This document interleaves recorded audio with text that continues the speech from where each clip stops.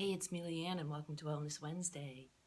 So, we've been talking a little bit about how beach bodies are made in the winter and how I'm going to go over my 8 tips for getting fit over the next 8 weeks or so. And I'm actually going to join you in this little adventure because I have fallen, like I've mentioned before, way off track. Pizza, ice cream, not planning my meals, not really working out. The dog walking has kind of gone by the wayside. Life has just gotten in the way and I've gotten really, really busy. And you know what? I don't want that to happen. So I need to rein myself back in and I'm going to rein you in with me. So, what I wanted to talk about first is, you know, if losing weight or getting in shape is something that you are really interested in, I'm going to tell you exactly how to do it over the next 8 weeks.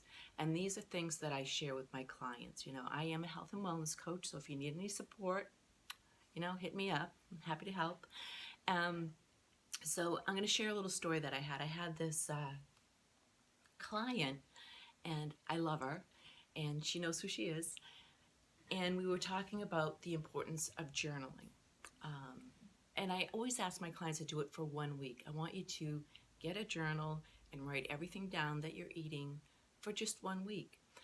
And the importance of this is this. A lot of people will say, I'm not eating that bad, my diet's pretty good. And then once you journal it, and I've done this myself, you can see that it's really kind of crazy that you're eating way more of this or way more of than you even thought. And that's kind of inhibiting actual weight loss. A lot of times we'll maintain, and this is what my client found.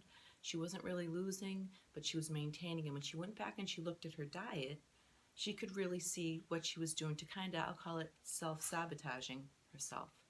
So one of the things that I'd like you to do first off is to, take a minute, get yourself a little journal, maybe something fun and pretty, and then just for 1 week, just kind of write down what you're eating throughout the day, 5 days even, maybe even just 2 or 3. And then you can just kind of see what your patterns are and what you're doing. And the other thing that I would like you to do, because I have this blog that I wrote, it's called Screw the Scale, because a lot of times we'll think we're eating really well and we get on the scale and it's not moving. And I've had this happen before when I was really trying to diet down. I had a little bet going, and I won, by the way. I had a little bet going, and I just was trying to get down to this certain weight and my body to look a certain way. So the other thing is tape yourself. I want you to take your weight, and then I want you to take a measuring tape, and I want you to tape, your neck. And actually, yes, you can lose inches in your neck, your biceps here,